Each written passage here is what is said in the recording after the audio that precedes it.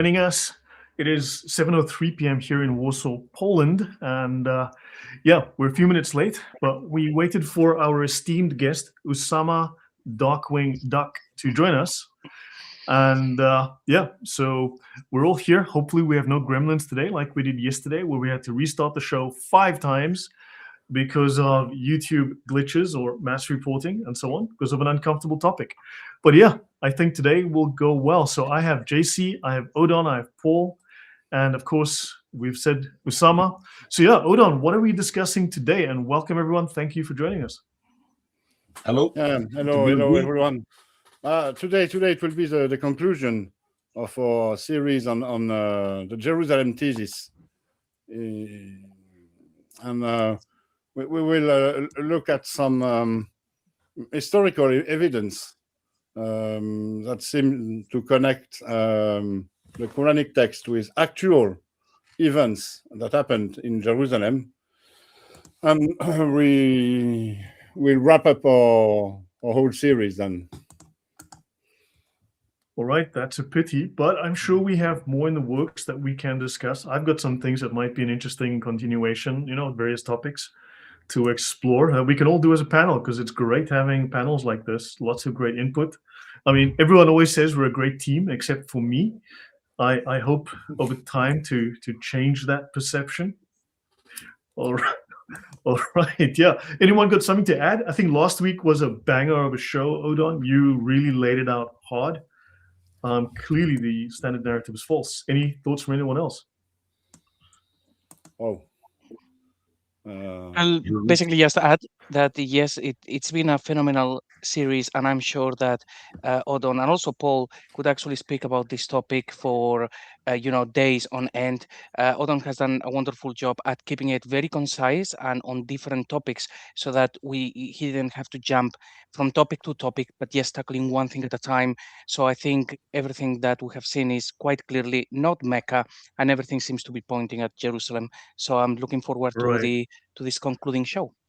Yeah. By the way, yesterday I did a show with JC and Usama, and then Adam Sika, some guy called Adam Sika, jumped on the show as well, and then Thunderous One also jumped on. We were discussing the origins of the narratives in the Quran, the false stories, and I was going through not a detailed level, but I prepared slides on the stories in the Quran and the original source, and many of them are traced to obviously the Midrash, the Talmud, Jewish myths, children's stories, or Gnostic legends, and I traced the sources of all of these stories. We were going through them, not very deeply, like I said, but at introductory level. But the stream was interrupted 4 times. We had to stop the stream because we were cut off, and this only happens with mass reporting, and we were cut off 4 times, had to restart the stream. We finally managed to stream the 5th time. So it looks like people really are not happy, and that's what we were discussing as a panel, to go through the origins of these stories and discuss the issues we have there. It might have been a malign jinn, of course. Allah works in mysterious ways. Yeah. Well, it wouldn't be Allah. It would be a mischievous jinn or genie. Yeah. And the best news is we smashed Allah and we got it done. Smash Allah, smash Allah. All ham to Allah. Alhamdulillah. And Allah knows BS. Yes. Hey, I learned about BS. I did not know. See, I'm Egyptian. We do not speak like letters of word. So I learned about BS. I did not know what it is. It's an expression. BS. So yeah. So guys, shall we begin? Yeah. Here we are. Here we are. If I remember well, last time we spoke about the sacred geography of Jerusalem and Mecca, Safa, Marwa, and so on, the pilgrimage, the Hajj, the Umrah. We spoke about the night journey also. And now we will speak about what I think are historical accounts within the Quran of actual historical events that happened in Jerusalem. Especially, we will look at this excerpt from Surah 48, the victory, where there is a narrative relating to an expulsion of the believers from Masjid al-Haram. And we already established that Masjid al-Haram could very well be, and actually is, the Temple Mount in Jerusalem. So there is this story in the Quran. According to the Islamic narrative, it refers to an attempt to conquer Mecca from the partisans of Muhammad. They went to Mecca and they were expelled there. There was a sort of a brawl and they didn't fight, and Mecca was not conquered. But when we look at the text, it could very well refer to Jerusalem rather than Mecca. So I've accepted the verses 20 to 28. They start like, God has promised you much booty that you will take in the future. He has hastened for you this victory, and withheld the hands of people from you, that it may be a sign for the believers, and that he may guide you to a straight path. He promises over victories that you were so far unable to realize, which God has already encompassed. And ever is God over all things competent. And if those who disbelieve, I think those are literally the Jews, not the miscreants nor the infidels, but they are the one who have covered their sacred scriptures with the Talmud. So there were no Jews in Mecca, but there were Jews at a time in Jerusalem. I will explain. If those who disbelieve that fought you, they would have turned their back in flight, then they would not find a protector or helper. This is the established way of God, which has occurred before, and never will you find in the way of God any change. And it is He who withheld their hands from you and your hands from them. So here there is this expression, bibatni makata. It is, according to the Islamic narrative, it means in Mecca, in the valley of Mecca. But it can be translated otherwise. After it caused you to overcome them, and ever is God of what you do, seeing. They are the ones who disbelieved and obstructed you from Al-Masjid al-Haram, while the offering was prevented from reaching its place of sacrifice. Well, I won't read everything, but the important part is what I already explained. We see here that there is a group of believers that are about to enter or to come to the Temple Mount, to Masjid al-Haram. And they are prepared. They have got offering. If we see here in verse 35 that they had offerings. The offerings are described in I think in the same surah as being cattle adorned with garlands. They are beasts ready to be sacrificed. So if we think of a Jewish context here, having beasts prepared for sacrifice on the Temple Mount, it's something very very important in a Jewish mind. Remember that the temple was destroyed in the year 70 by the Romans, and thereafter, in the centuries, a Christian power ruled over Jerusalem, and the Jews were forbidden to enter or to come to the Temple Mount. And at the time, then came a time then the Jews were also forbidden to enter Jerusalem completely. which is one of the reasons, I think, for the expression Masjid al-Haram. There is Masjid al-Haram means the sacred mosque, according to the Islamic narrative, but it can be also understood as the sacred place that is forbidden, the place of prostration that is forbidden. And we already discussed it. It can be forbidden because the whole of Jerusalem, and especially the Temple Mount, is forbidden to the Jews. And it can also be understood as being forbidden because it is also the place of the Holy of Holies. And no Jews is allowed to step into the holies or the Holy of Holies, but the high priest once a year.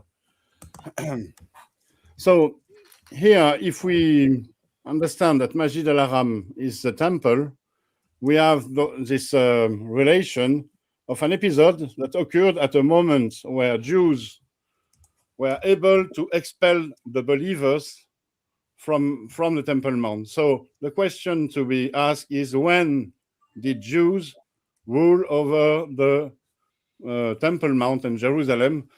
In the 7th century. And there was one time during the Byzantine-Persian War when Jews had the upper hand in Jerusalem. Around 614, there was an attempt, a conquest, an attempt to conquer Jerusalem from the Persian. And we know from the Jewish tradition and from the chronicles of the time that the Persian had with them an army of Jews from Babylon. Let's remember that Persia was an empire, which means a kingdom of kingdoms. And there was a Jewish kingdom within Persia, with a Jewish king who was naturally subservient to the emperor, to the king of kings. And I think he had an influence in persuading the Persians to conquer Jerusalem and to let the Jews have it back. And this is what happened. In 614, Jerusalem was conquered by Persians, by Jews from Babylon, and also by many other Jews from the Levant who revolted against the Byzantine rule. And let's also remember that the Persians had Arab auxiliary troops. So my hypothesis here is that in this composite troop that conquered Jerusalem, there were Persians, there were Jews, there were Arabs, and there were Arabs that were led by Nazarene Jews, and they had the objective of accessing the Temple Mount and having some rites made there, namely sacrifices that could have hastened the return of the Messiah and the triggering of the Messianic times. And what we see here in this passage is the relation of this attempt. A troop of Arabs led by Nazarene Jews tried to access the Temple Mount with cattle, with beasts ready for sacrifice, but they were forbidden to do so by other Jews, the one who ruled over Jerusalem at the time, because they also wanted access to the Temple Mount. And let's not forget that Messianic Jews, Jews who believed Jesus was the Messiah, were opposed to other Jews, especially rabbinic Jews. They were strongly opposed to them. And this opposition led here to a battle, a sort of battle. And the believers, the Arabs led by the Jewish Nazarenes, were expulsed from the Temple Mount. So here, if we understand this passage this way, we have to consider the expression bibatni makata. It is very important for our thesis because it is the only occurrence within the Quran of the word Mecca. So it's an apax legomenon, a word that can mean anything since we have only one occurrence of it. So according to the narrative, an Islamic narrative, it means Mecca. Bibatni Mecca means in the belly of Mecca, so in the valley or in the hollow of Mecca. But if we look at the Razm, and if we take the context, if we have the whole context in mind, the context of this episode happening in Jerusalem near the Temple Mount, near Masjid al-Haram, we are forced to understand that Makkata doesn't mean Mecca here. It could mean something else. So I've asked Arab friends and Arab scholars about it. One of them told me that Bibatni Makkata could be understood otherwise. One would have to assume that Makkata is not very. There is something wrong with the word. It's not Makkata. It's Makkah or Makkah, but not Makkata, and certainly not Makkata with two Ks. According to him, Bibatni Makkata could mean in the heart of the battle or in the heart of the fury. He told me about an Arabic verb with the letter mim and ka in it that could refer to this idea of a battle or fury. And so it wouldn't mean Makkah at all. Yeah, might be. I could go with this. What I want to point out here is that since it is the only expression of Makkah, the word Makkah in the Quran, the traditionists who fabricated the Islamic narrative could very well have chosen this word to be the name of the holy city, Mecca, they were creating, because it fit the text. And it also fits ancient traditions, ancient Arab traditions. There were traditions about sanctuaries or places named Mecca or Makkeh. Especially, there was a place in Syria which is named in the Bible as Abil Beit Makkah.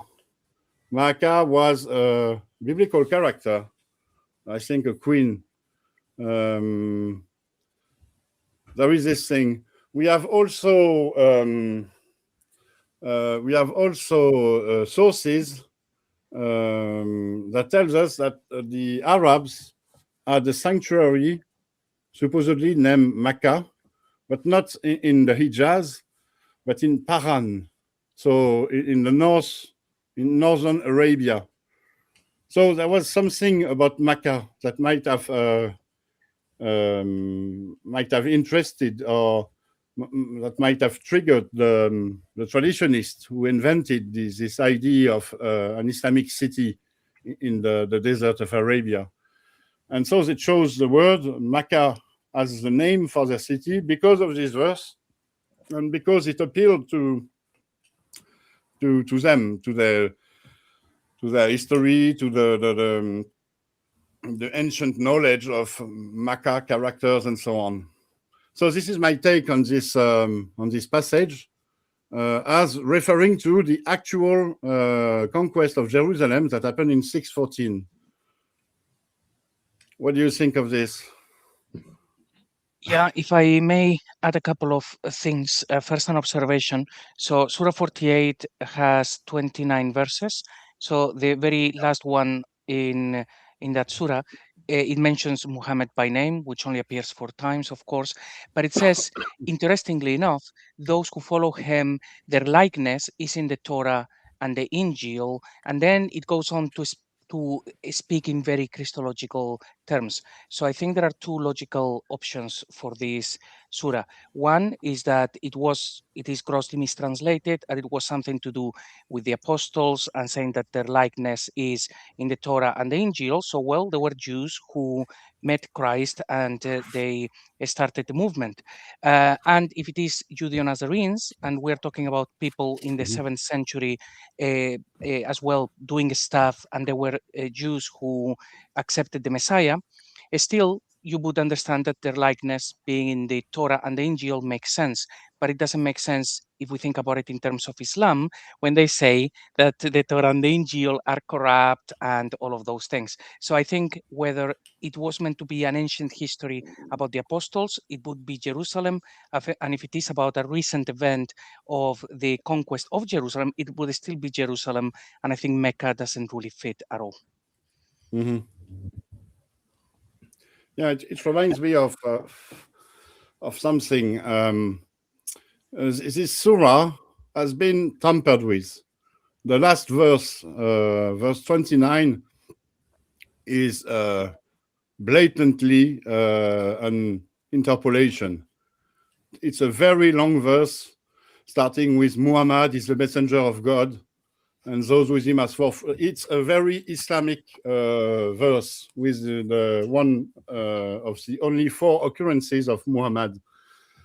It has been shown and demonstrated that it is an interpolation, and we also have a physical evidence for it. There is a photo of a manuscript that has been taken by Gerd Puin and his team at the end of the 1970s, where they were called in Sana'a in Yemen to study the stash of ancient manuscript that was discovered in the Grand Mosque of Sana'a.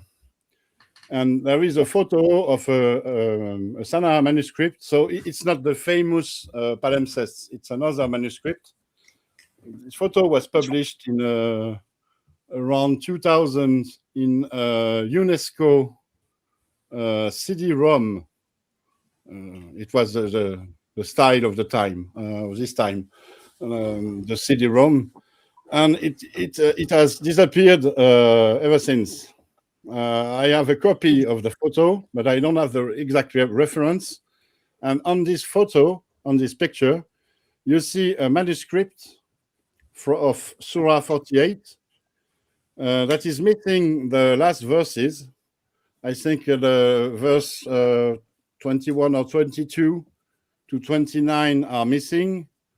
And the first verses of Surah 49 are missing also. You see the manuscript, instead of having the whole of Surah 48 and the beginning of Surah 49, it ends at verse 20 or 21 in Surah 48 and starts on the same level with Surah 9 verse 10, Surah 49 verse 10. So it's evidence that at least in one of the Quranic collections, the verse with the Muhammad occurrence was absent, and even the verse with the Bibatni Makata, the mention of Mecca, was absent. But it's an enormous, huge evidence, but it's very, very hard to come by, because the Yemeni authorities have withdrawn the UNESCO CD-ROM, and it's nowhere to be found. But wow. It's an interesting anecdote. Evidence found and then lost. Well, that's news in Islam. It's never happened, right, Lloyd? Yeah. It's never happened. I mean, it's not like they've destroyed artifacts. It's not like they've built a building on top of Muhammad's house so that they completely erased his house from existence in Mecca and built a library on top of it or something, that they've paved over the Kaaba where 300 prophets are buried, that the Hatam where Ishmael and his mother is within 2 meters of the Kaaba wall itself, and they've never shown the bones, they've never shown any scans. It's crazy. All Look, that artifacts like rocks with inscriptions disappear. No. Islam, listen, brother, Islam promote knowledge. We need the library so the Muslim can have access to knowledge. Islam start with the word iqra, read. And to read, you have to have a book. And the book need a library. That's why we build the library over the tomb of Prophet Muhammad, because he understand how important to have knowledge. That's the whole idea. It's not like we're trying to hide something or, move something. No. Knowledge. You got it? Easy. Yeah. Lloyd, sorry. let me just show you the picture I was referring to. So this is what I've got. Do you see it? No, you don't. Yeah, you just removed it. What's wrong with yeah? All right. And do you see it? No. Give me a second. There you go. Here it is. So this is the picture I was talking you about. You see, it ends here with Surah 48, verse 23, and it starts here with Surah 49, verse 12. So the verse 24 with Bibatni Makata is missing, as well as the verse 29 with the Muhammad occurrence. But it's very hard to, and I asked many people, and no one could provide me with a reference for this picture, and the manuscript it is taken from. The only thing I have is this. But it's evident that this Surah 48 has been changed, tempered, tainted. I don't know. Well, Okay. actually, this sounds like the sort of thing that maybe one day we should just bring this up, and then Usama can go through it and read it live and see if we find any more problems. No? Brother, you can't read that. No, it's unreadable. Hey, you need a better picture. Can you make it, yeah, brother, can you make it a little bit bigger? Give Zoom me in? just one of these. Make it No, bigger. I can't. We need a higher definition. Just zoom in though. Zoom in. MashaAllah. That's not Arabic. That's French. You want to live from here? Here it is. Read it. No, it's weird original Arabic. I don't see any vowels. I don't see any dots. It's good luck. But in the future, like JC said, we might get some surprises. We might have, for example, a full disclosure of the pictures that that were taken in Yemen during the Gert Twin mission there. They haven't been published. They haven't been published yet. They are kept within the Saar University in Saarbrück in Germany. But this might change the same way that the pictures from the Anton Spitaler, the German Islamologist who died in the 1990s, I think, were eventually finally published by his pupil. What's her name? She's a German specialist of the Quran, and this was the basis for the Corpus Quranicum project. No, this doesn't ring a bell. All right. Okay. Let me go back to the presentation. Is this it? Yeah. Okay. It seemed to me while you work on that, Odin, it seemed to me the forbidden mosque, as you just said, it'd have to be the temple in Jerusalem. I don't see where can we make this Kaaba or the surrounding area of the Kaaba in Mecca to be forbidden, because I mean, for Muhammad's life, between the age of none until the age of 53, or 53, as Muslims claim, you see people going around the Kaaba. You see women circling the Kaaba naked with men. Yeah.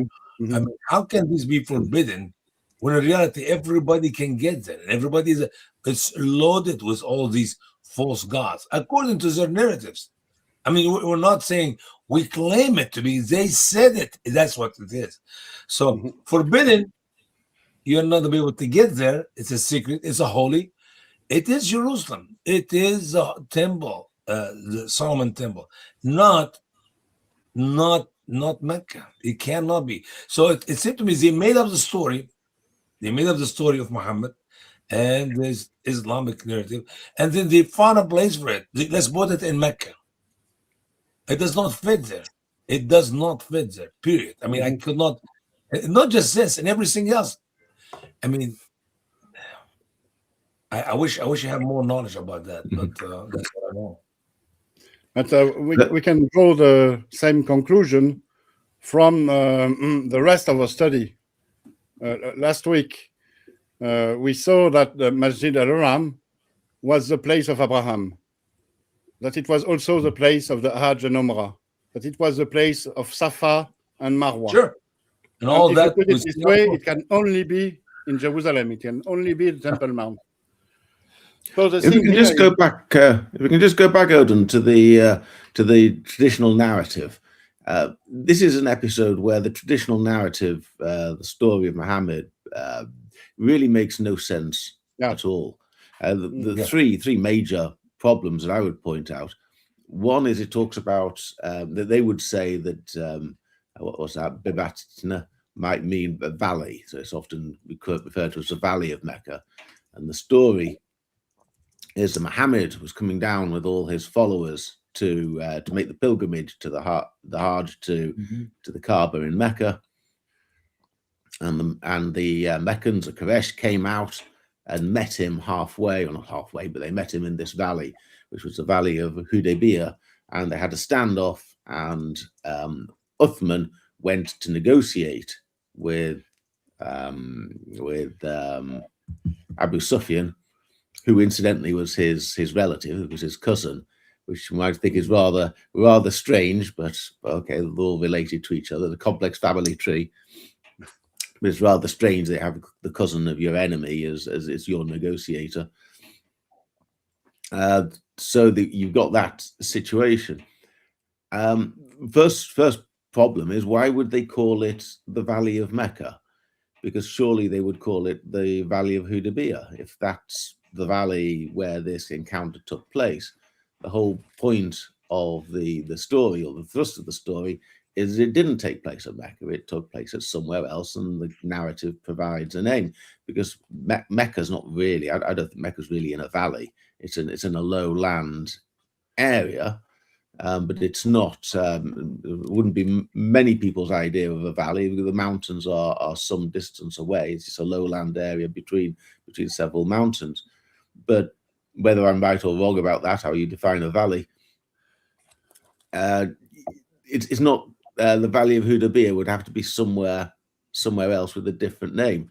And it's strange that the only time in which Mecca is allegedly mentioned in the Quran is not actually a reference to Mecca at all. It's a reference to somewhere else that somehow got the name Mecca for a reason that's never adequately explained. A second part of the a second problem that I have with the narrative is verse 10, which I don't think you've included here, of Surah Al-Fat. And verse 10 says, talks about the believers taking an oath.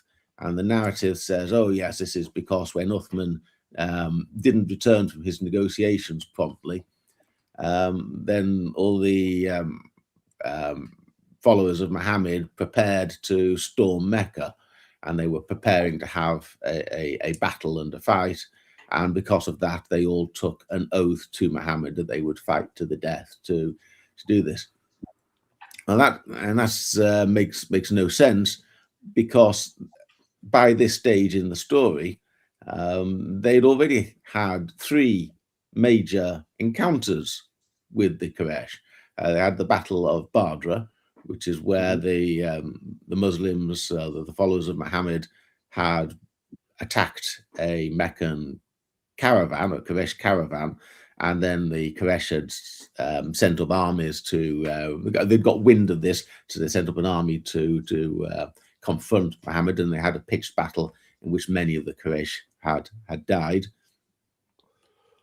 They'd also had the Battle of Uhud, which is where the Quraysh went and besieged, or they didn't besiege. The army was encamped outside Yathrib, and Muhammad went out with his army, and they had a pitched battle there. And Muhammad himself was allegedly almost killed in that. We have this rather nice, not nice, rather convenient story that he gets hit on the head, and his helmet is so deformed that they couldn't take the helmet off, and because of that, the Meccans didn't know who he was and didn't realize that was Muhammad, and he escaped by the skin of his teeth. And then you'd had the Battle of the Trench, which is where the Meccans had besieged Muhammad within Yathrib, and he'd held them all at bay by this great deep trench that was able to hold an army of 10,000 people at bay for a week or two. And so when they went down from Yathrib down to Mecca, they must have known that they were going to likely have to have a fisticuff, so likely have to fight in order to get in there. It doesn't make any sense that they would say, "Oh, we better all take oaths to fight." It would have been understood. Would have been understood long. Well, why didn't they take an oath before the Battle of Badr or before the Battle of Uhud? Why would they only take? The answer is because this is the instance in the Quran where the taking of an oath is mentioned, so it has to take place here, even though this is the fourth encounter. And the third point of contradiction, I would say, is where it talks about it being expelled, because in the traditional narrative, that is, I'm referring here really to the work of Ibn Ishaq as it was later preserved. Muhammad wasn't expelled from Mecca. He was never expelled from Mecca. Muhammad announced the permission to fight in. According to Ibn Ishaq, he announced it after the second pledge of Aqaba. So, and he hadn't been threatened at any stage by this time, and he seemed to have after that. He had the night journey when he was sleeping in the hijra, in the hatting, the little circular area next to the Kaaba. So Muhammad hadn't been expelled from Mecca at the time that this verse was. Well, we hadn't been expelled at the time that the permission to fight occurred. Muhammad left of his own free will. So I don't think that the traditional narrative meets the test at all. It looks like people have invented different parts of the story to explain different bits of the text, and maybe they did that even before the whole Quran canon had been prepared. So people are preparing part of the story in isolation, not knowing what's in the other texts. And then poor Ibn Ishaq has to try and cobble it all together and make some sense out of it 100 years later. Maybe, can I add something? I covered this last week.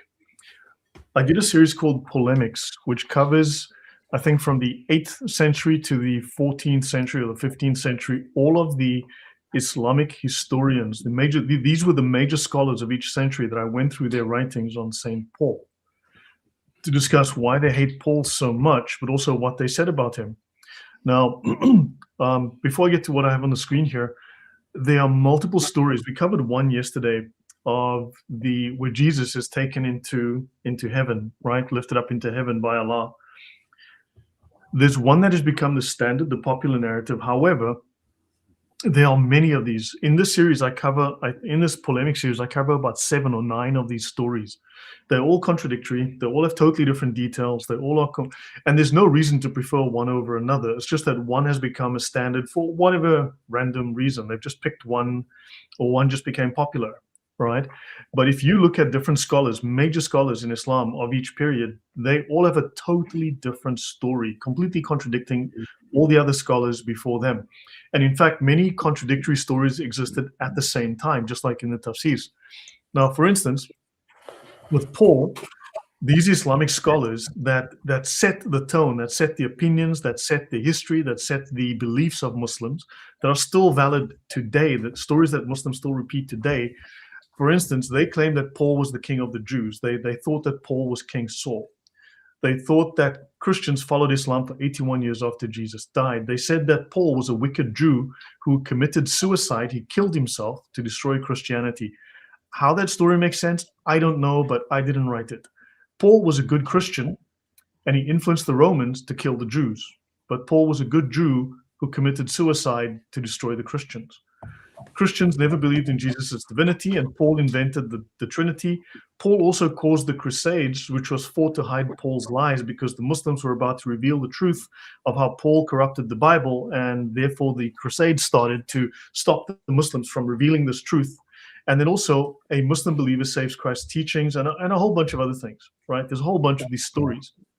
Now, the thing is that you can find, at least in these narratives, you can go through, you can lay out all of these top Muslim scholars, all of these great giants of Muslim intellect and learning over the centuries, and you can find they are clearly just making things up. They're clearly wrong. For instance, let me just go here. I'll show you something that's relevant here. So Paul also corrupted Christianity, but what he did was he found the three leaders of the three major Christian sects that existed in his day: the Nestorians, the Jacobites, and the Melkites. So he took Melkite, some guy called Melkite, and he gave him teachings that were in contradiction to the teachings he gave to the Jacobites, which were in total contradiction to the teachings he gave to Nestor from the Nestorians, right? He taught them three separately contradictory things and sent them out and said, I have taught you the truth. You are my secret disciple, and you have the truth. Go and convert men and go and teach what I have taught you. And he gave them three separate stories to go and cause deliberate confusion. The problem is the Nestorians are from the 5th century. That's 400 years after Paul died. Same for the Jacobites and the Melkites. They come way after, hundreds of years after Paul died. But this was literally the story that Muslim scholars were telling. Now, luckily, we have the records, and we can see that these people were nothing short of utterly retarded, right? These are intellectual midgets, right, who were either fabricating or lying or just were clueless. We can also see that in many cases, if you go through this series, that they didn't actually have a Bible. They were taking secondhand, third-hand, fourth-hand stories and making stuff up. And then in Spain, they obviously ran into the Catholics and they ran into the Bible, and they were like, oops, we made a mistake. And they had to then say the Bible was wrong because the stories they've been telling out of the Quran were clearly false. Now they had the comparison with the Bible, right, in Spain. So we can see all of this happening. Within the Quran, though, we know that they burned all of those Qurans, right?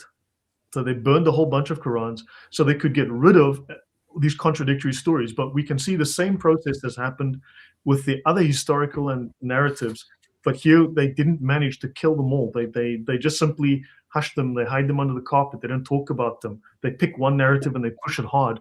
So the same must have happened with the Quran as well. They had multiple contradictory stories and they settled on just one in many cases. Yeah. You're absolutely right, Lloyd.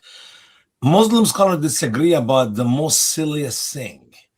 When I read and I read and I get tired of reading, you're talking about a word in the Quran does not have a meaning. It's a foreign word. We know it's Syriac or Hebrew or whatever, Coptic, Latin. And they come up with many different ways of saying it, pronouncing it. And they come up with different meaning of it, and Allah knows best. I'm talking about a word. It doesn't make any difference. Something so ridiculously silly. So ridiculously. Now, when you get to doctrine and teaching, they all disagree. And as you just said, they're making stuff up as they go. And the poor naive Muslim who reads their belief, reads their teaching, oh, yeah. And Allah knows best. And they don't know. So they're making up stuff and a simple word or stories out of nothing. I was listening to Brother Paul a minute ago. and he's talking about the 3 battles. Well, how do we know that the 3 battles even ever took place? If it's the Badr, Hudaybah, or the trench, it's all stuff made up hundreds of years. And I love what Joseph Goebbels said: if you tell a lie big enough and keep repeating it, people eventually come to believe it. Yes, indeed, Muslim believe garbage. Lots of lies have been taught. And the funny thing is, why you believe this one and not this one or this one or this one? Why you pick up one of 10 different stories and you make it the true story? It's a problem. Now, for instance, Paul is known as you know, Bulus al-Shimshati, right, in Islam, right? Now, not only does one of these major scholars, and these are people that you find Western scholars like will fawn over some scholar. Like you'll take the guy who wrote the Muqaddimah. Who wrote the Muqaddimah? This was, just help me out here. The Muqaddimah.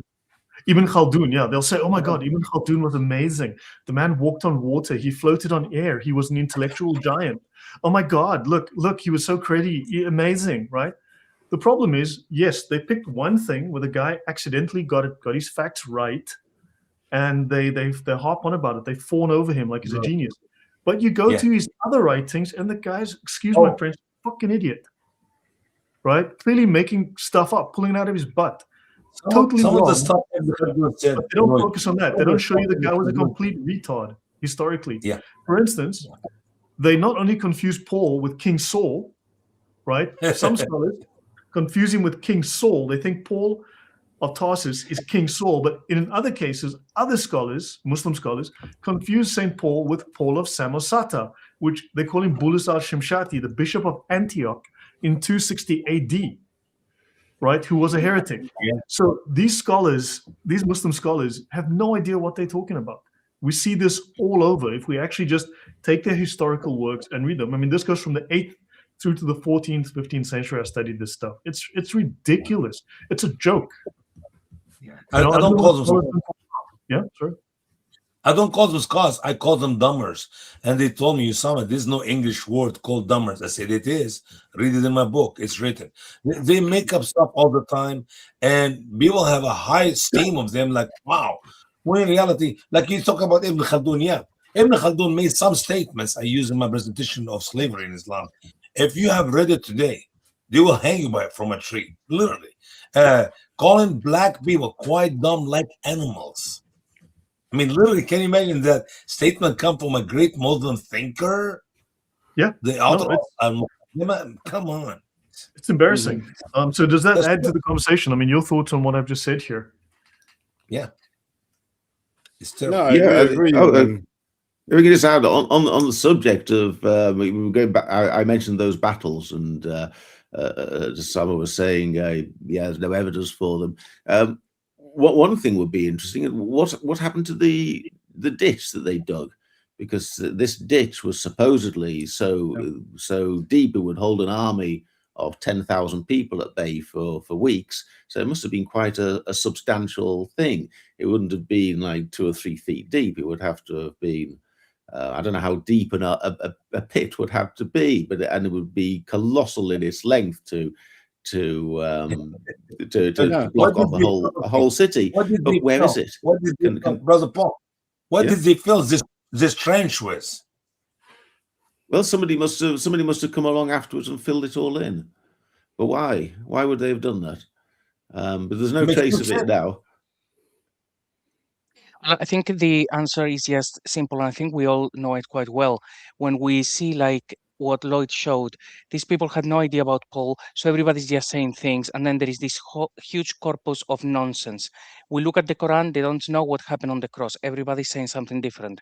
We see Mary, sister of Aaron. Everybody's saying something different. So why is it different when we look at verses that talk about the Battle of Badr or about Mecca? And it's like, no, it's exactly the same thing. They had this text. It was talking about something that was inconvenient, and then they just made up stories to try to make make that into a relevant and making it all very divine and about Muhammad, and it's all nonsense. So I think maybe next times we need to consider just talking about the fabricating of the narrative, because I mean, Lloyd just started to talk about this yesterday, and it was phenomenal.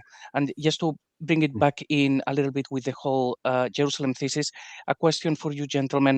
Am I right in thinking that the first time that Mecca appears in any source at all is right here on a screen, is in the Quran, and then outside of the Quran, it doesn't appear until, I think Patricia Cron said middle 8th century, but I could be getting this wrong? Yeah. Yes and no, because if you take Mecca within its Islamic meaning, you're right, but there was a use of the root Kaka in Arabic before Islam. We have a place in Syria, like I told you, and it's also in the Bible. So it's not it's not something that came out of the blue. There was they were already familiar with the expression, even though they didn't know what it meant. But I agree with you, JC.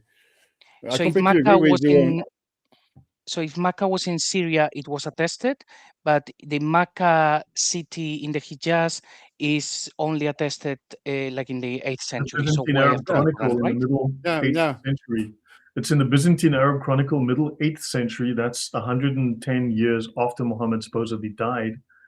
And then also, don't forget, the major deity of the South Arabian religion was the moon god Mecca. Yeah. I want to ask something. Who was also known as Allah, by the way. Who was also known as Allah. Yeah. If you look for the word Jerusalem in the Bible, 767 times, Old Testament and New Testament, Urushalim, Jerusalem. You look for the word Mecca, it's written one time Mecca, another time Mecca. Are you kidding me? You see the difference is?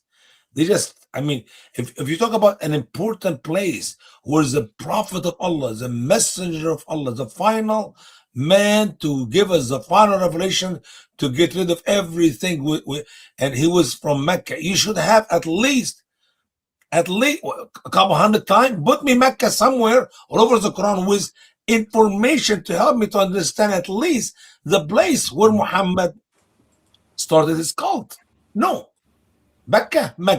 I don't even know, is it Mecca or Mecca? How do I know? It's with the letter B or the letter M? Yeah, that was something I wanted to pinpoint. Sure. Like JC said, and I completely agree with him. Most of the narrative, Islamic narrative, was fabricated to give an Islamic meaning to the text. They had this Quran, they didn't know what it meant, and they had to invent something. So when they looked at the expression Masjid al-Haram or Bayt and so on, they told themselves, we need a sacred place for ourselves. There was this expression, Bibatni Makata. And in Surah 3, verse 96, there is this thing about the Mecca being a place, the first house, the first temple established for mankind was that at Mecca. So they made connection and they told themselves, our new sacred place must be called Mecca or Mecca. Let's choose a name. So they tossed a coin and they choose Mecca over Mecca, and told that Mecca was just a secondary name. No one knows about it. And I think this is the way they invented the name for Mecca. Because they needed a name. They needed a place, so they needed a name. And they had to make do with what the text said. Yeah, it seemed to me whatever Muhammad needed that differ only in their first consonant. So there are several instances where it will include two figures that will have very similar names, but the first consonant will be different. So For example, you've got Harun and Karun, who are Aaron and Karen from the Exodus narrative, Korah from the Exodus narrative. You've got the two angels in Surah Al-Baqarah, which led men astray, taught them magic. No, didn't lead them astray, taught them magic in the time of Solomon. Yeah. And they're called Harut and Marut. We've got our friends Yajuj and Majuj, who are the Quranic version of Gog and Magog. And one has also from Surah Al-Baqarah, Talut and Jalut.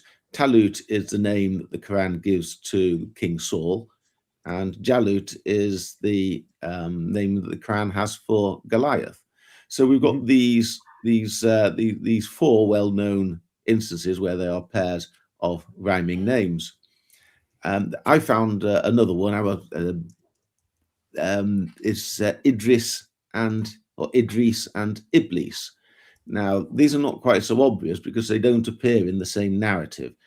Idris appears to be the name that the Quran gives to Enoch, and Enoch was the man who in the book of Genesis walks with God and then is seen no more upon the earth. And there's a whole esoteric tradition in Judaism about how Enoch was raised up into the heavens and was made into an angel, given the name Metatron. And Iblis comes from the Greek word diablo, and it was the name of the devil in the Quran's Garden of Eden. No, not the Garden of Eden narrative. In the Quran's the angels bowing to Adam narrative. Now they're in different stories, but there is a contrast between the two, because Enoch or Idris starts off as a man and is raised up into, whereas Iblis starts off, as far as the Quran is concerned, amongst the angel, and he's cast down and he comes down to earth to become the tempter of mankind. So even though they are not their narratives aren't connected, there is a parallel between the two, parallel in which the lines go in opposite directions. Now, what do we learn from this? Oh, one other thought. There's another example from this, and this one from the Bible. That this is Ishmael and Israel.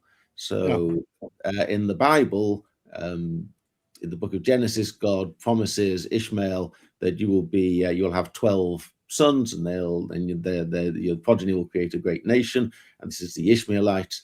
And then a generation later, he makes a much better promise to Jacob, or to Abraham. He says, "Hey, go through Jacob, and Jacob will have the 12 sons," and he gets renamed as Israel, which is a similar sort of rhyming twin to Ishmael. So it seems to be an idea from the Bible that the Quran author or authors have taken up with enthusiasm and said, that's quite good. Let's have pairs of rhyming names which only differ with the first consonant. Yeah. There is Brother Paul, you forgot two another. I'll say a question, guys. Brother Paul, you forgot another two rhyme names in the Quran also. Usama and Obama. You forgot these two. So when one's looking at place names are quite rare in the Quran. By everyone agrees there are not very many places that are named in the Quran. One or two. Rome is named, and some of the ancient Arab civilizations, but actual specific place names quite Yathrib is named once, quite few and far between. I find it quite remarkable that there is apparently a place name called Mecca and a place name called Bacca, and I would suggest that that is a remarkable coincidence in itself that you've got two places which just change the first consonant. But once one is alert to the fact that the Quran authors loved having these pairs of rhyming twins, I think it's not difficult to say that these are two different places. You've got the place that is called Baka, and then you've got another place that is called Mecca, in the same way that you've got an angel called Harut and an angel called Marut, and so on and so forth. So I think we would be looking for two separate places, would be my view.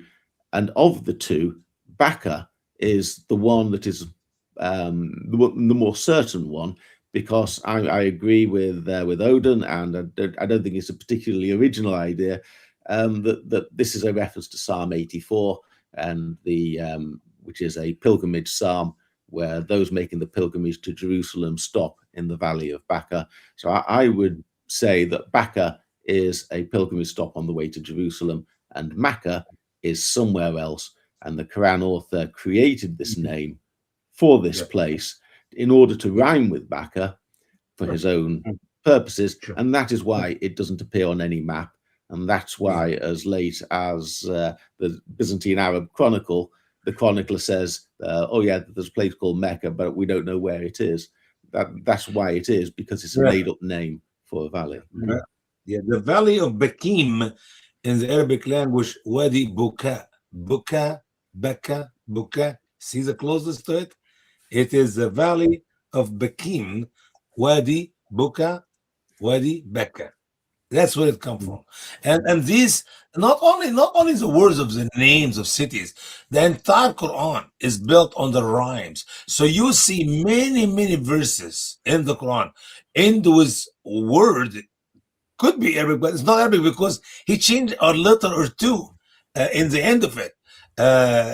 So it's like, why he changed the word of the writing, the alphabet, the letters, the spelling of the word? Oh, to make the rhyme fit. And when you go read the scholars of Islam, that is, and they give you a bunch of BS reasons why the word is not written right in the Arabic language. But they was, one of the good ones they always say, as the scholars, the poets used to write, and they always do that and give you another poet who made similar thing, changing a word, changing the end of the word to make the rhyme. Excuse me.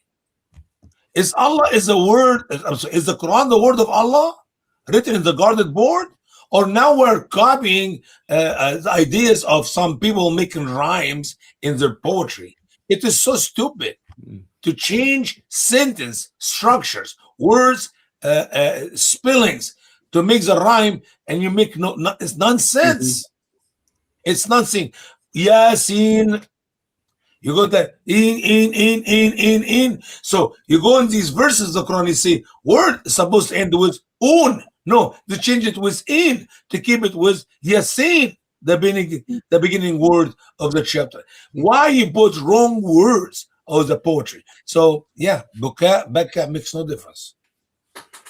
Yeah, you notice also that there is a valley of Beka. So if you have to make a sort of twin expression, it has to be a valley of Mecca. And yes, just as Safa and Marwa are two hills, you have to have two valleys. Yes. Yeah. Okay. I think the whole problem with Becca and Mecca, it just shows how they actually invented the narrative. So they are trying to make sense of the Quran, and then they get to that part. They have a number of things that they can build, but in the end, whoever made the executive decision to say, okay, so do you see here Becca? Becca is Mecca is the same. Trust me, bro. There is no attestations. It's never been mentioned like this. It's yes because someone said in here Mecca appears only once. This is embarrassing. So that Becca over there is Mecca over here as well. Trust me, bro. And it's like, no, they are telling us very clearly how they made up all of this in order to make sense. And I think we have all learned that they didn't make it make sense.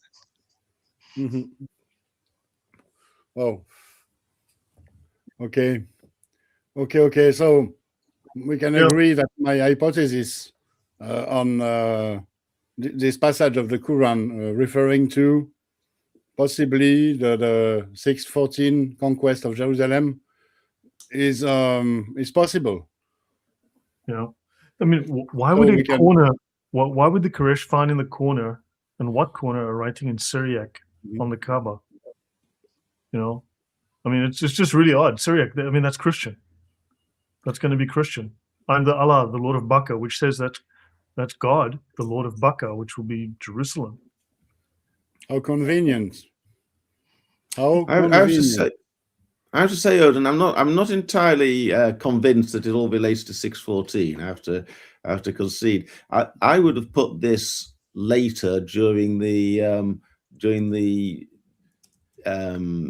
jihad period of the Quran. Maybe there is a point in the Quran, there's what you might call an early part of the Quran, such as where I think I've mentioned before, the Surah of the Elephant and Abu Lahab, Surah al-Masad, and these, I think, are anti-Sasanian polemic. This is at a time when when Jerusalem is under siege, and they are borrowing language from the Book of Maccabees or from other sources, Book of Daniel, in order to encourage the defenders of Jerusalem who are under siege from the Sasanians, from the Persians.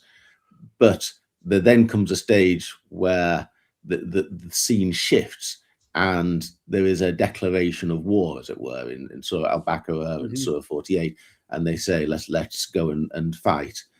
And it seems to me that that's a later period than 614. I agree that it's all about Jerusalem. It's all looking at Jerusalem, but I don't think the Quran is so martial. I don't think it's very military in the early period, and it becomes military at a later period. And I would suggest maybe after the end of the war. It might be, but you will see in my next slide. I want to go to this period of time, but there is one thing that we can be absolutely sure. This passage talks about a moment when the believers had almost or had access to the Temple Mount, and historically it has been proved that they had access. They accessed the Temple Mount starting from 638. And there is also a possibility in 614.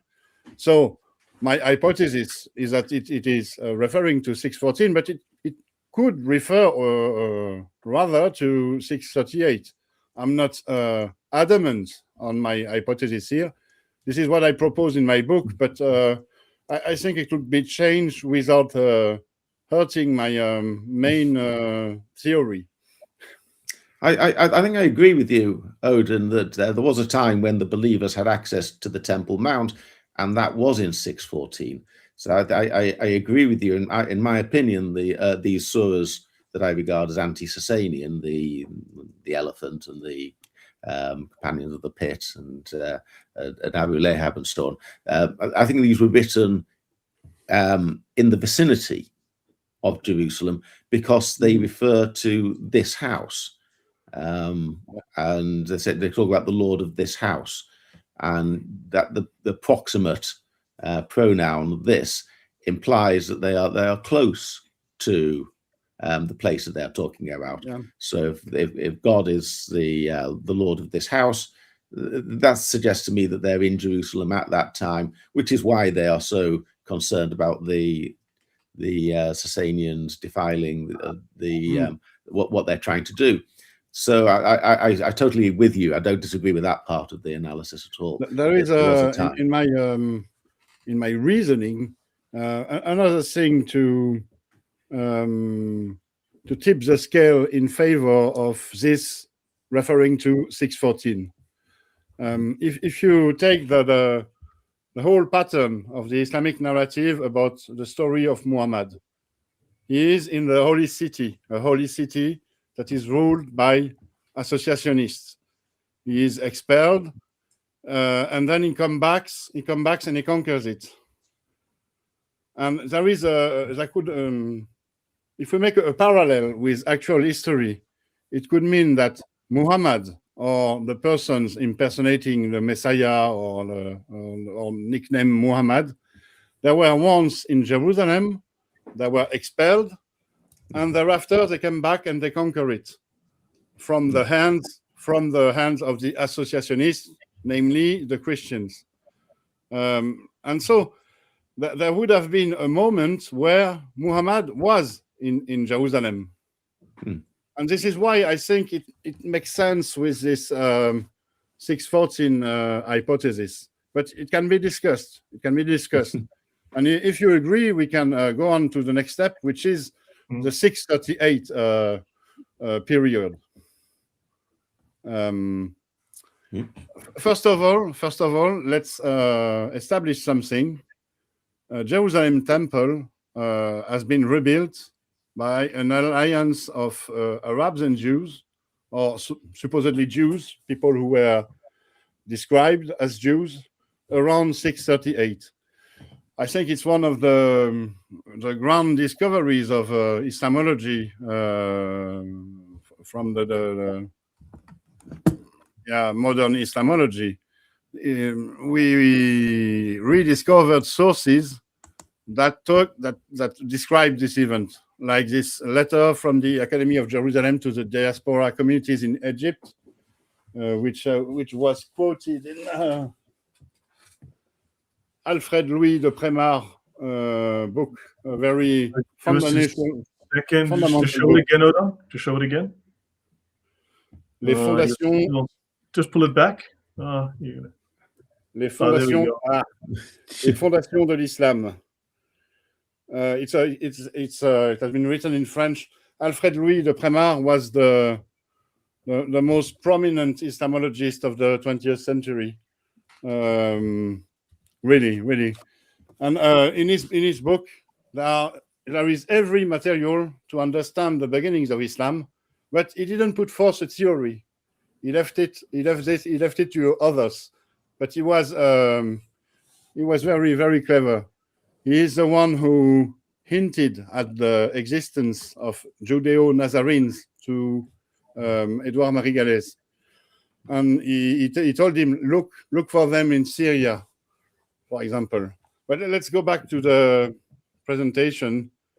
In this source, we have this: when the Arabs came to Jerusalem, there were with them men from among the sons of Israel who showed them the place of the temple.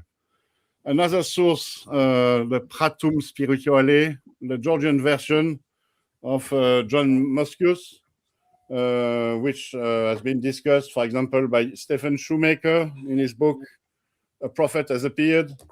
I think it's also in Robert Hoyland's Seeing Islam as Others Saw It. So here we have this account of the event running quickly. The godless Saracens reached the place that is called the Capitolium, so the Temple Mount. They took some men, some by force, some willingly, to clean the place and to build that accursed thing, which is for prayer and which is called by them a misgita, a masjid. We have the Armenian Chronicle, which is attributed to Sebeos. I will also speak about the plots of the seditious Jews who, when they secured an alliance with the Hagarenes for a little while, devised a plan to rebuild the Temple of Solomon. And when they found the spot that is called the Holy of Holies, they rebuilt it with a fixed edifice, a place for prayers. And when the Ishmaelites became envious of them, they drove them out from that place and called the same house of prayer their own. The former then built there a place for their prayers in another spot at the base of the temple. It might be the dome of the chain. It could be this. We have also this account from Arculfus, who was a bishop from Bordeaux in France, or in the Frankish kingdom at the time. In 670, he visited Jerusalem as a pilgrim, and he wrote about his pilgrimage and his pilgrimage in the whole Holy Land. But he wrote specifically that in Jerusalem, in that famous place where once stood the magnificently constructed temple near the eastern wall, the Saracens now frequent a rectangular house of prayer which they have built. And I think this is evidence enough to make us understand that the temple had been rebuilt by an alliance of Arabs and Jews. There are also hints at this in Anastasius of Sinai. He talks about Egyptian workers being being forced to work at the construction of the new temple. And also we have clues in the Islamic tradition. In the Islamic tradition, there is this story of a Jewish convert to Islam who was a companion of Umar ibn al-Khattab and who asked him permission to build an oratory, a masjid, on the Temple Mount. His name was Ka'b al-Ahbar, and no Jews builds anything on the Temple Mount but the temple.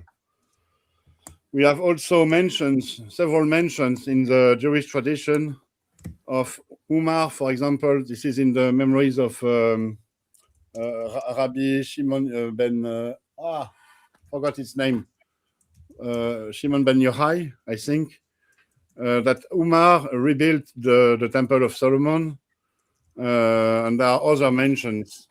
So the temple was rebuilt by around 638 when the Arabs took over Jerusalem, and they were led by Jews, or supposedly Jews. And if we look at the Quran, there might be mentions to a project for the rebuilding of the temple. I think this is what the verse 125 in Surah 2, which we already saw previously when we are looking at the place of Abraham and the house, the bait, and so on. I think this verse is about this project of rebuilding the temple. Take the standing place of Abraham as a place of prayer. Imagine a preacher proclaiming to an audience, take the standing place of Abraham as a place of prayer. Of course, he might be alluding to a situation in the past where God asked Abraham to do this. But imagine the thing. Why would Abraham, according to the Islamic narrative, say to Abraham, why would God say to Abraham himself, take the standing place of Abraham as a place of prayer?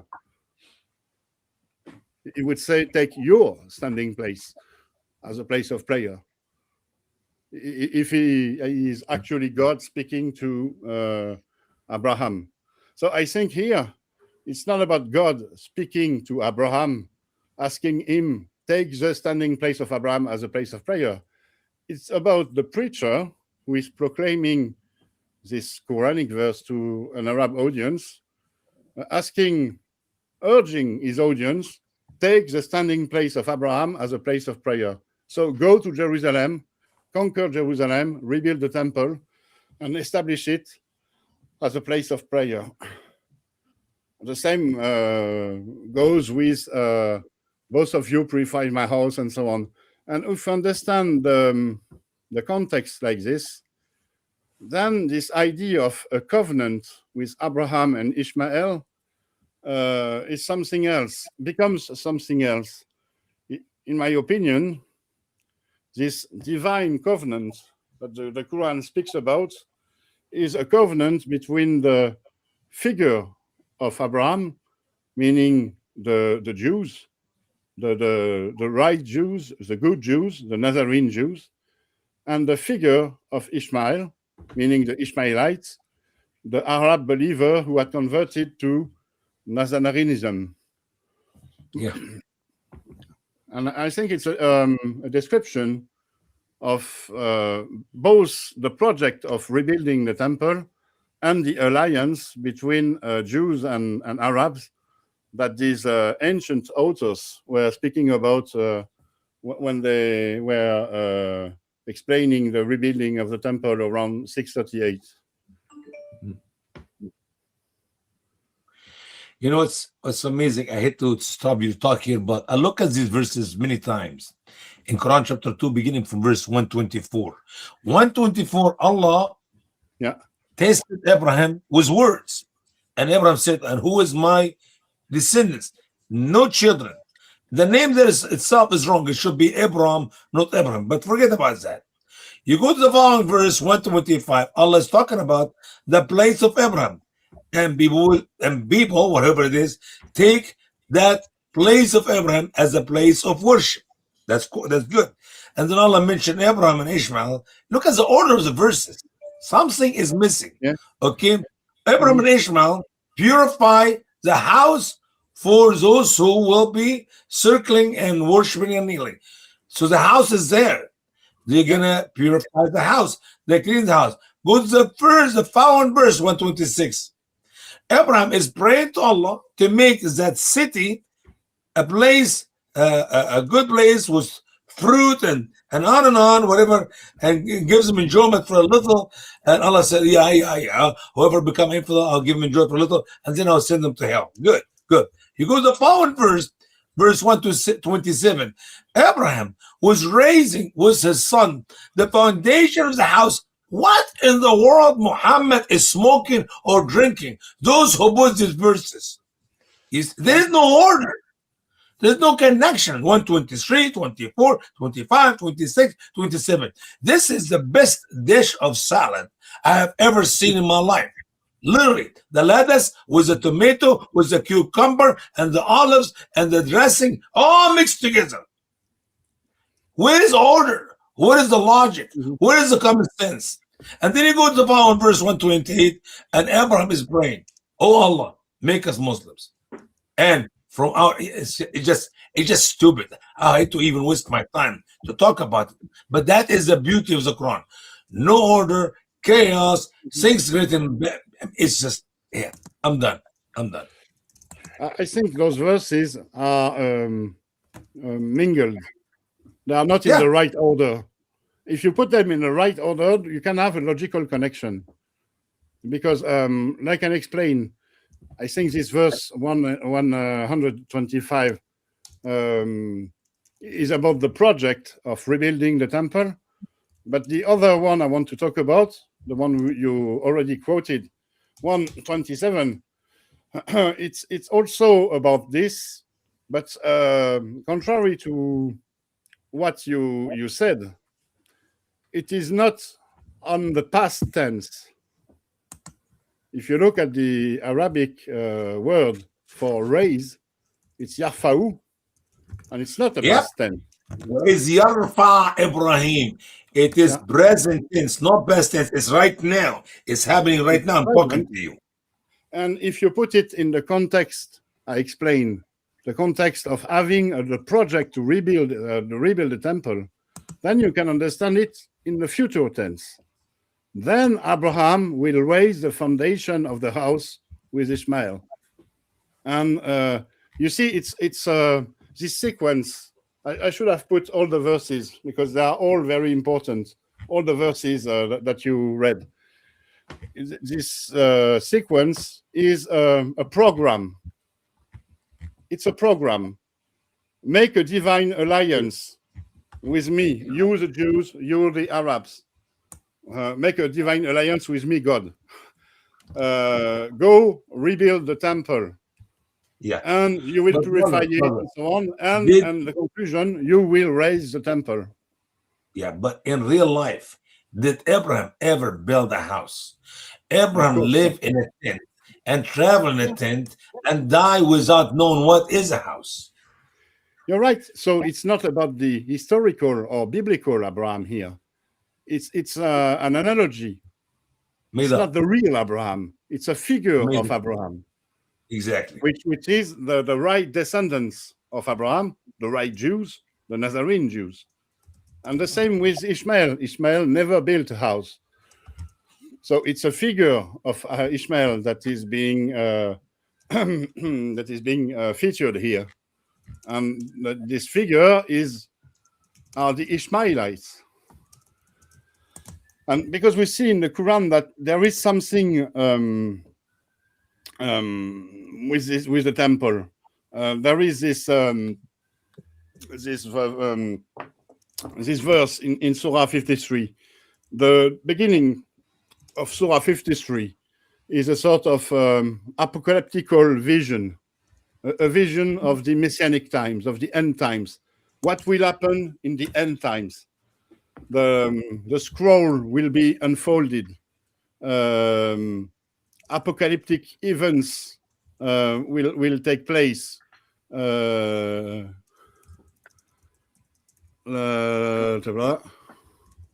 me just find it in the text. No, it's not 53, it's 54. No, it's not 54. Come on, I've lost my reference here. Frequented. No, it's Surah 52. Excuse me. I will change it. It's 52. Excuse me. Okay. No, this changes everything. If you look at Surah 52 at Tur, by the mounts, by a book inscribed in a parchment spread open, and by the house that is serviced, Al-Mamuri house, the frequented house according to the Islamic narrative. But we saw when we talk about the Umrah that it can also mean, and it literally means, that the house is serviced by priests. The temple has been put back to use. The ancient cult of Moses, the religion of Moses, has been reinstalled. Sacrifice go on. And this is what will happen in the end of times. So it's a frequented, serviced. Excuse me, there are many mistakes here. Up. No, voilà. No, it's good. No, it's good. So there is this theme of the temple being rebuilt in connection with the end times. And now we go to another period. It's in Surah 9, and in Surah 9 we understand from the context and from what's written that the believers have ultimately conquered Jerusalem because they have now accessed Masjid al-Haram. So Surah 9, Tawbah, in verse 3, it mentions many things. It mentions especially this a proclamation from God and his messenger to the people on the day of the Hajj. So the Hajj is taking place, or maybe it has taken place, meaning that they have finally got back to Jerusalem. So they have accessed the Temple Mount. And there what happens, how can the associationists, so the Christians, have a treaty with God and with his messenger, except those with whom you have made a treaty at Masjid al-Haram? There have been, around 638, such a treaty. The Bishop of Jerusalem, Sophronius, he made an arrangement, a sort of treaty with the Arabs.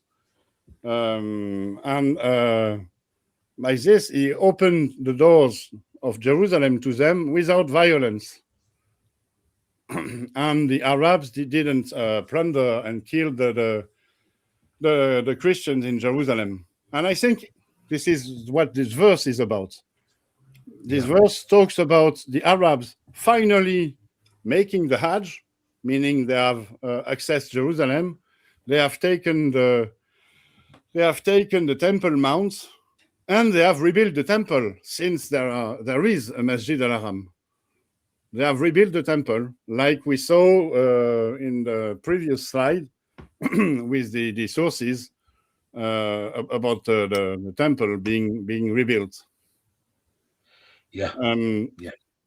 There is another verse in the same surah, verse 107, that can be understood also in this context of Jerusalem having been conquered and a Masjid al-Haram, a temple, having been rebuilt. Those who have taken a masjid to cause harm and disbelief in division among the believers, never stand in it. A mosque, a masjid founded from the first day on the obligation of guarding oneself is indeed more worthy for you to stand in. Their building, which they have built, will continue to be a cause of doubt in their hearts. Yeah. What we know is that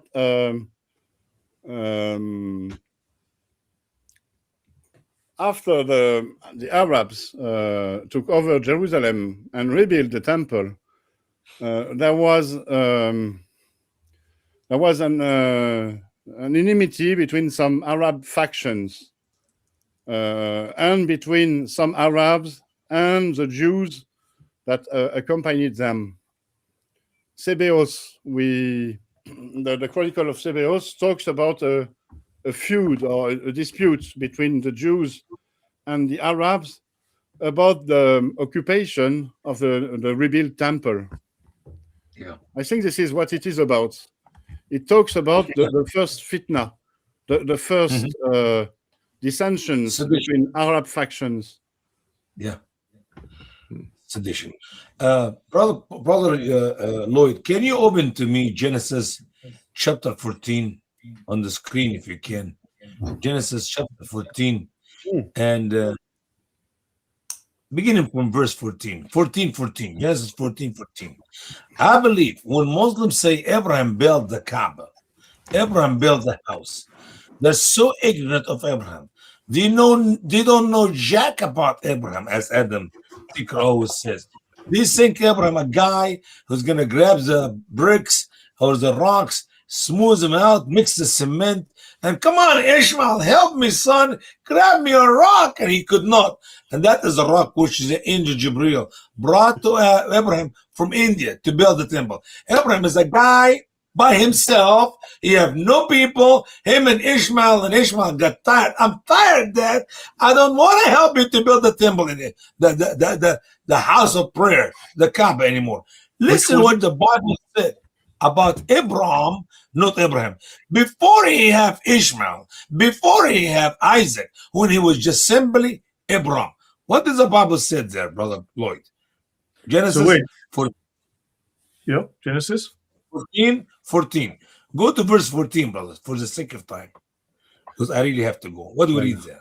When Abraham heard that his relative had been taken captive, he called out the 318 trained men born in his household and went in pursuit as far as Dan. That is when Lot was taken. That's when Lot was taken as a captive of war. Him and his wife and his kids and everybody. He grabbed Abraham, grabbed 318 men. These are not little boys. These are fighters. These are warriors. These are his slaves. I know he added other people to join him because he could not do it by himself. So if Abraham would like to build the temple, the Kaaba, the 3-story house, he can build it in half a day. As a matter of fact, you don't need half a day.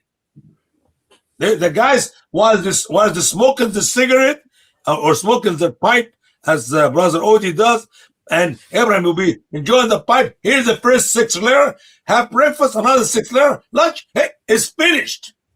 You don't need to beg your son to help you to build the Kaaba. He does not have to carry a piece of wood. All be done by his slaves in less than half a day. Bam, done. It'll be twice as big. It is stupid. The scholars of Islam is stupid. Allah is stupid because Jibreel was stupid, because Muhammad is stupid. They don't know jack about Abraham, and they talk about Abraham building the Kaaba and purifies the Kaaba. Grab a broom and clean it up. Are you kidding me? No. You don't know Abraham. That's Abraham, by the way. That's before he had his children. He got richer and richer to the point that Abimelech said, let's make a covenant now. Don't hurt me. Don't hurt my people. He was feared by the people. If it was Abraham, or Abraham was his boy Ishmael, down south in Mecca, mashallah. Stupid is, stupid does. That's what it is. The Quran is stupid for dumb. May I add something? Just joining actually the comments from Odon and from Usama. So what Odon said earlier, that if you read this, basically if you read it neutrally and you think, okay, who does it sound like is this is saying these verses? You unpack a lot of the Quran in that manner. If you read the Quran neutrally, there will be verses that they will be clearly just taken from Jesus, some from Paul and the apostles, and so on. So just by thinking, where does this fit? So like what Odon has done is perfect. Like you just read that and says, could it actually fit that they are just commanding people to go to Jerusalem and do these things? And it sort of fits. So like this, you unpack a lot of the Quran. Now, what we are told in the narrative, which of course it's all false, and all we have to do is read the tafsirs to see that everybody's making up a different story. What we are told from those people is that everything is about Muhammad. But people would have known. You cannot actually tell them they're in Mecca, that didn't exist, but imagine that it were, to say, no, Abraham was here. Those people were not stupid. They knew that Abraham was all about Jerusalem and so on. So we are told, no, Muhammad said to these idiots, Abraham was here and everyone was here, and people believed him. No, they would not have believed it. And also, Muhammad dies, in theory, he dies, and in a handful of years, they conquer Jerusalem. These people could not be idiots, so gullible that you tell them Abraham was here and people go, no, it doesn't work that way. So when you think about the verse and you imagine Muhammad there speaking to the crowd, nothing makes sense, just like when you read the tafsirs. So any story is more plausible, and the Quran seems to be telling either a history of something happening elsewhere, certainly not in the Hijaz, and many of the stories as well from the Talmud, Jewish legends, Christian legends, and so on. So, but just read it neutrally, and you will see that Muhammad doesn't fit speaking to a crowd unless everybody had a room temperature IQ. Yeah. Well, you think about, you said the tafsir does not make any sense. The tafsir, the interpretation of the scholars of Islam to these verses, added buckets and buckets and gallons of water to the muddy Quran. It did not help. It make it worse, because they're talking from empty head. They don't know anything about what they're talking about. One point I'd just like to add about the Surah Al-Baqarah and the laying of the foundations of the house is that a house it doesn't seem to have meant necessarily a house that you live in with a door and windows and a roof. I'm not sure that's what is meant there by a house. In the Bible, the first house that is created, the house of God, is at Bethel, isn't it? The long before the binding of Isaac,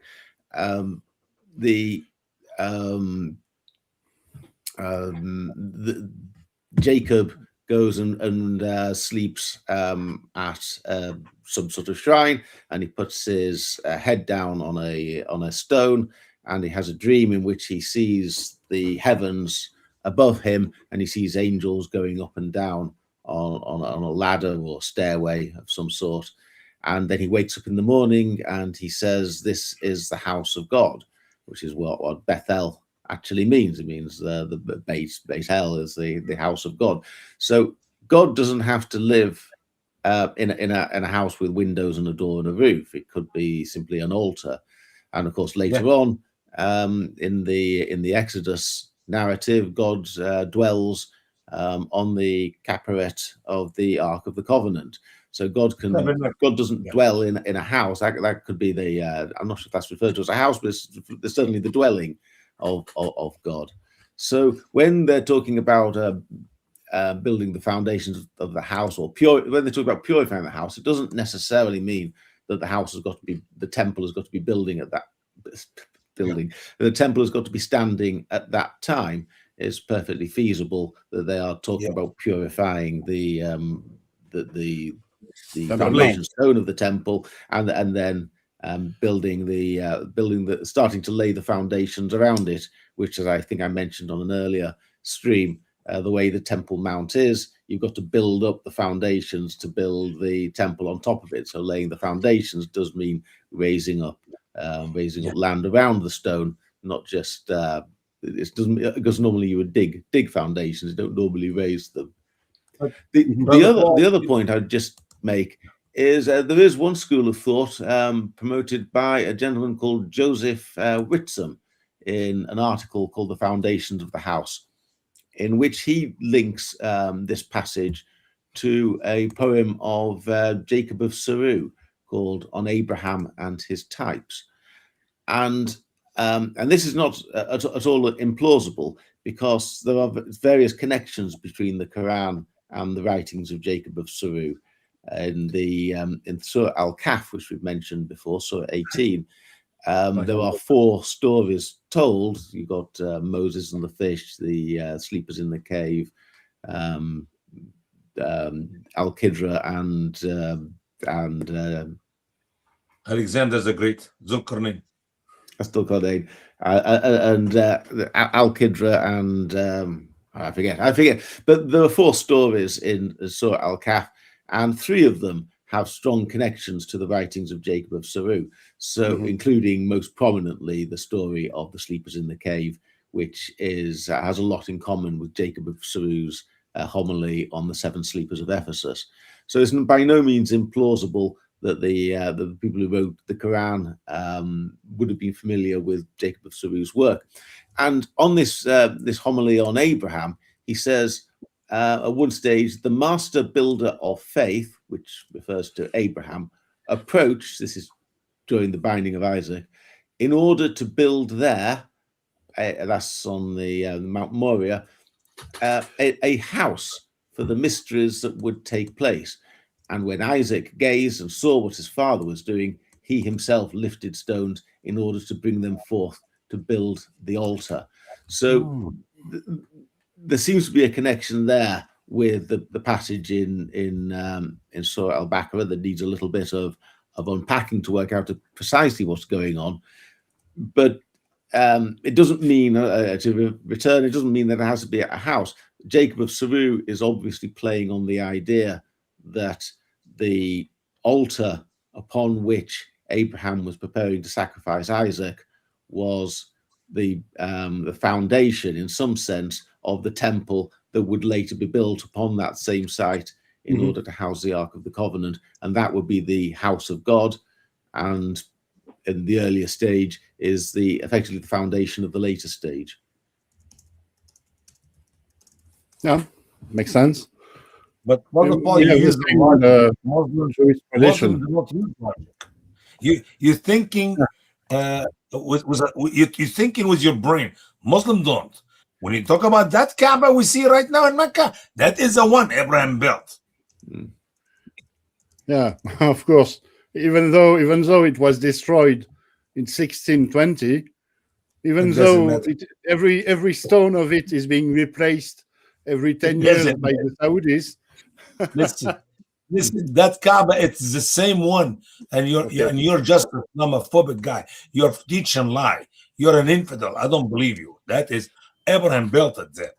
I mean, even if you think about it, with all the history we know about the building, they don't know it. They care less. They care less about knowing it, which the whole thing does not make any sense anyway. Yeah. But the thing is, from the outside, us as non-Muslims, we understood the Quran. We understood what it was about.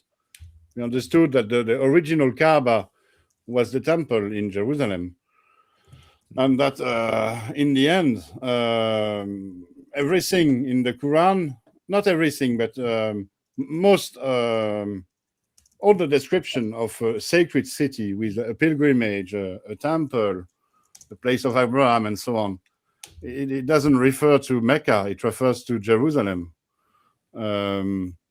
because in the end, Lloyd, if you can display my screen, in the end, Jerusalem is a sacred city of the Quran.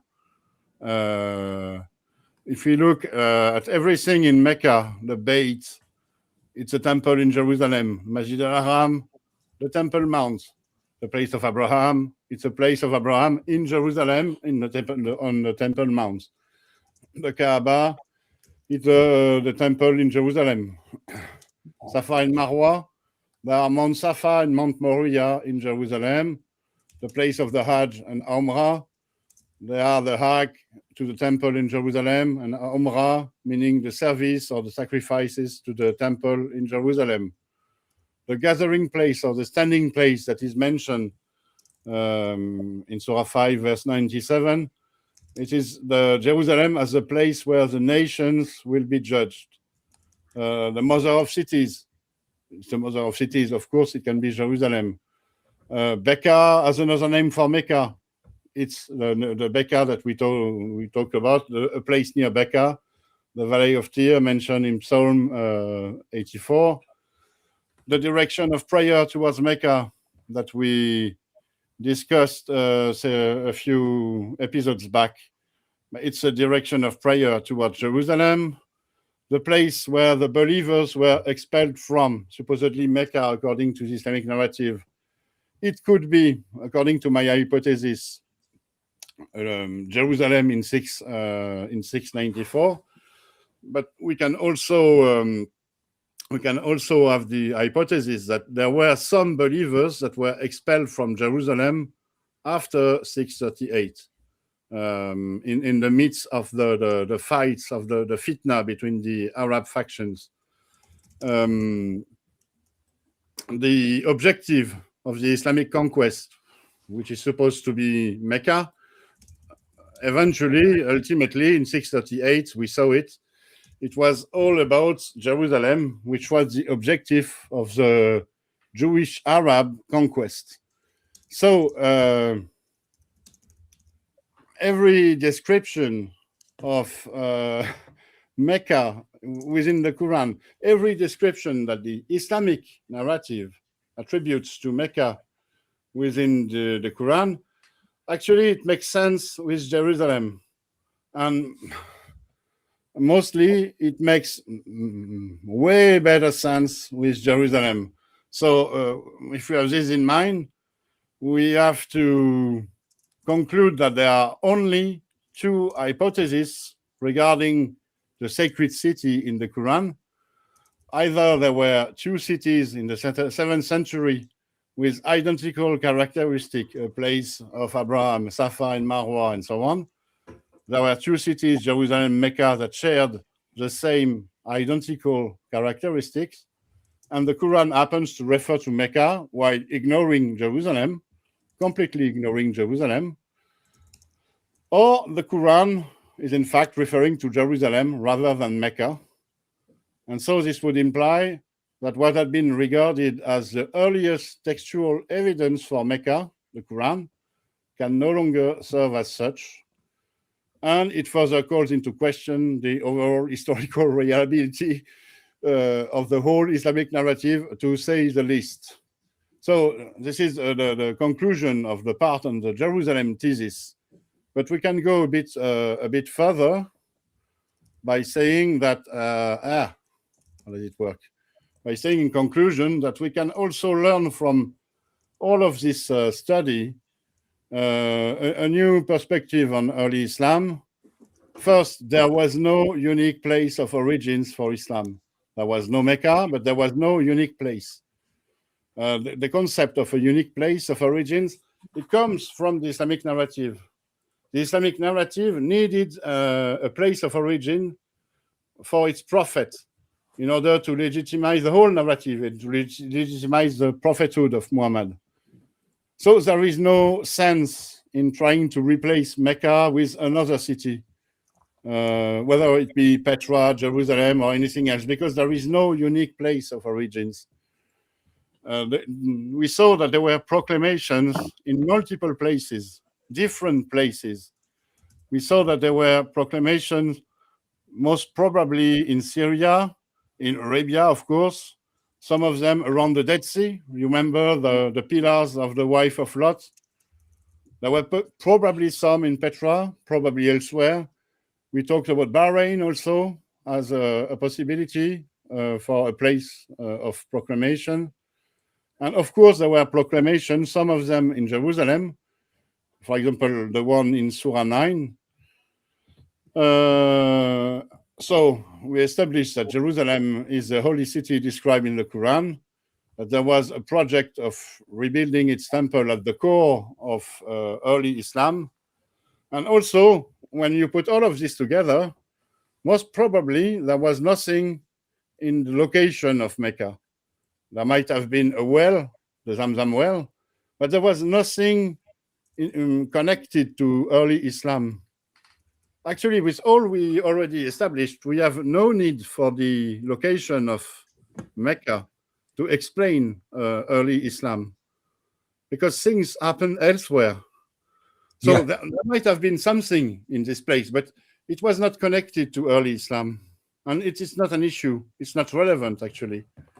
So this will be my conclusion for this this whole series, which covered a lot of stuff. So over to you guys. And we lost. Well done, Odon. Magnificent. Thank you. Amen. Thank you, Paul. Amen. You had a big part in it. Yeah. It's extraordinarily well presented. Thank you. Yeah, absolutely. And believe what is missing in the Muslim head is simple knowledge about the history of the Bible, the geography of the Bible, the fact. I mean, literally, they don't know. It's I feel sorry when I meet Muslims, not the non-Arab who could not read the Quran. I'm talking about the scholars of Islam who's alive today. If they really believe in the Quran, and if they really believe in Muhammad, if they really believe the interpretation of these verses about Mecca and the Quran and Abraham and on, they are so poorly with a simple knowledge of the scripture. They can't. If they know a little bit about what the Bible talks concerning Abraham, Ishmael, and Isaac, they could not put Abraham in Mecca, and they believe in more than fairy tale. Do you know what they believe? Here is Jerusalem. If you follow me, my finger here is Jerusalem. Here is Mecca. How did Muhammad used to travel from Jerusalem to Mecca? It's a long trip. It's very simple. The earth used to fold. Are you watching me? Once again, here's Mecca, here's Jerusalem. The earth used to fold for Abraham. So he only walked a few miles, maybe a half a mile or so. If they believe in this, what happened to all the people in between? Huh? What happened to the people, all the people in between Mecca and Jerusalem? They got no, there were no people. It was just Abraham and everything. When Allah destroyed Lot's land, Sodom and Gomorrah, the angel lifted up the city of Lot, because there's a verse set upside down, and by his wing. So the city of Sodom and Gomorrah, by the way, there were 5. Okay, 4 was destroyed, 1 was not.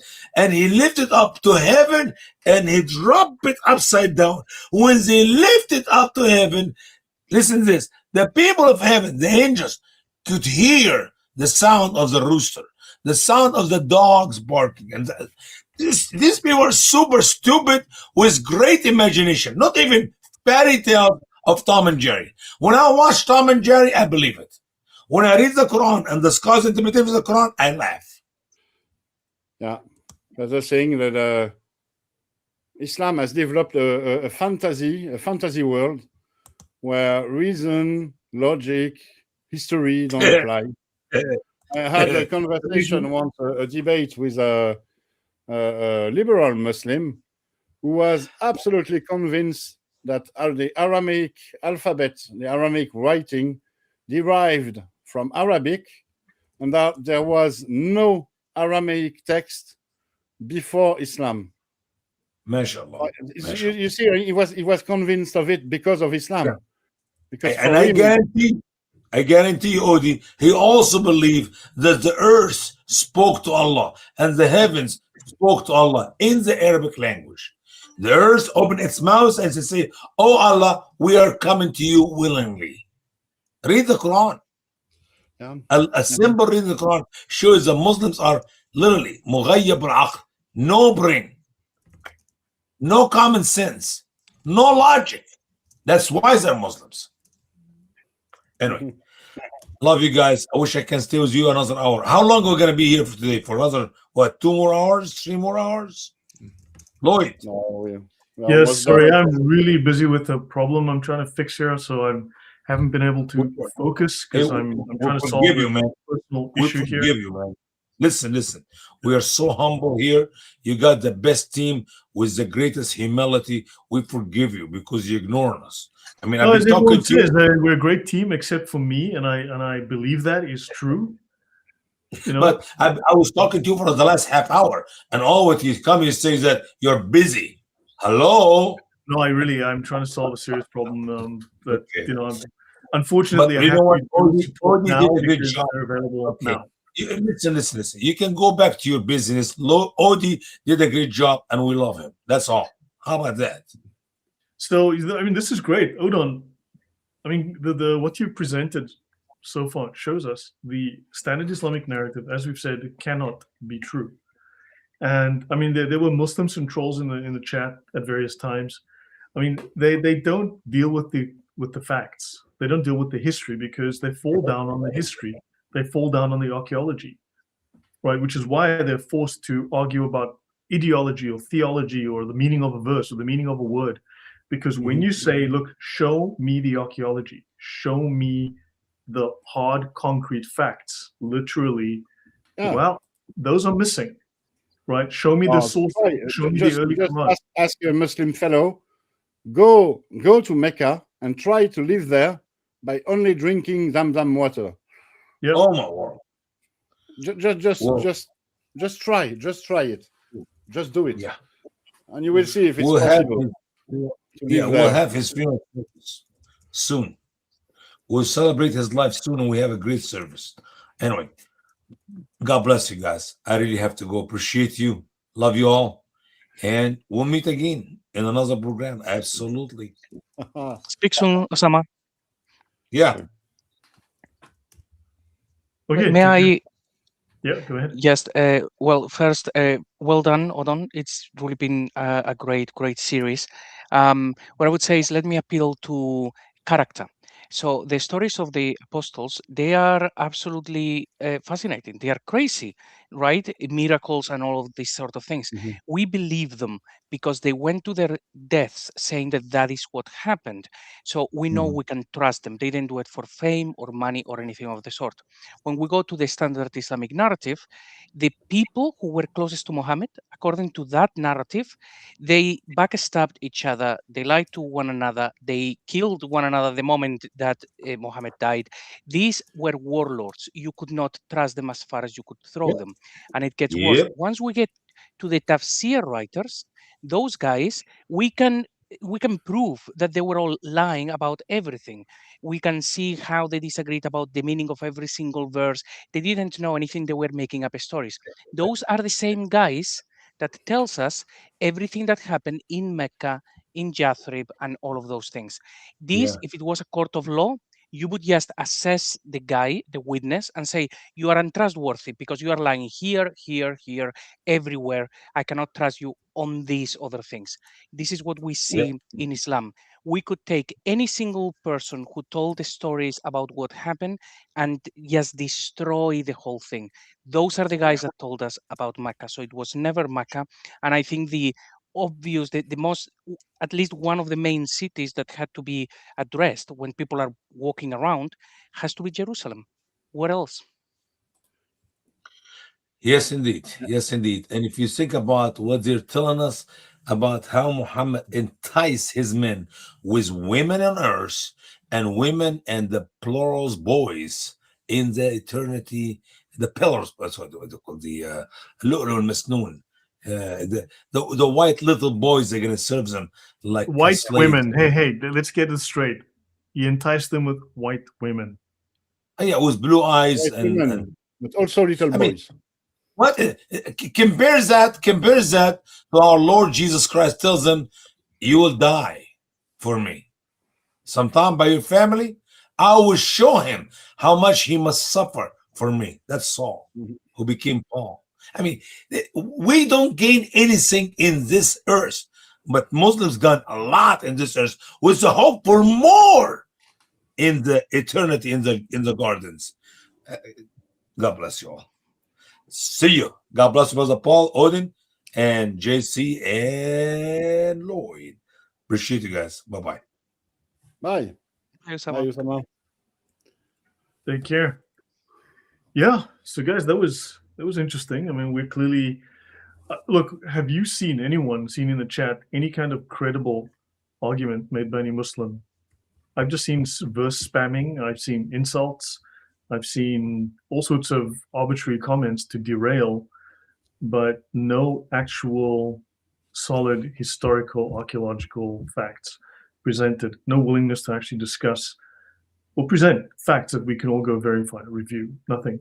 It just doesn't exist. So these people clearly cannot defend this. And yeah, I think we just need to speak more and more about these issues, especially the historical and archaeological aspect. They have no answer for these problems. I mean, I would suggest that people have been for quite a long time now. A lot of scholars have been looking at the Quran, trying to work out what it really means. Some different people can have different theories. Jerusalem seems to be the one thing that is absolutely certain. There's just no way that these geographical references in the Quran could be to anywhere else. And it's not, you're not arguing against the Quran. This is what the Quran itself tells us. If Quran is saturated with biblical references, well, where is the house of God in the Bible? It's Jerusalem. It talks about Abraham. Where would Abraham say the house of God was? Well, he would say it was in the promised land, the land that had been promised to him by Yahweh. And if you asked Moses, where's the house of God? Well, he'd say, well, it's the place that the Lord will point out to us when we get to the promised land. And where that place was Jerusalem when it happened. Because ask King David where the house of God was, he would say, well, I was led there by the angel of the Lord. And it was the site on Mount Moriah where Abraham had been had been willing to sacrifice Isaac. If you asked Solomon where the house of God was, he would say, well, it's the temple that I built. And if you ask any Jew after that, they would say it's on the Temple Mount. If you ask Zechariah, where would it be? Well, he would say, well, I'm the priest of the house of God. I go in and I attend the Holy of Holies. Mary, the Quran even says that Mary was grew up in the house of God, and Jesus was conceived there. The evidence is absolutely overwhelming. Once you can see it, you can't unsee it. It's an absolute cast iron fact about the Quran is that it is talking about Jerusalem. Mm-hmm. Once you know that, then that becomes the foundation. We now raise the foundation for trying to unlock everything else that the Quran says. Once you know that it's Jerusalem, you then have to go back to the beginning and read the whole Quran again, knowing that it's about Jerusalem and trying to work out exactly what bit came where and what was going on with the history of the period and so on. But it's the realization that the holy place, the house of God, the Masjid al-Haram has to be Jerusalem is, and to my mind, is absolutely undeniable. And Odin has made a magnificent job over these six podcasts in setting everything out so clearly, building it up methodically, and there can be no reply, because the argument is absolutely rock solid. Yeah, I like your analogy of raising the thesis from its foundation. Yes, well, we're at the foundation for unlocking the Quran. We go study the hydrology of Mecca, for example. Its location outside of everything, outside of the traditional caravan routes, for example, and then we raise the thesis from its foundation.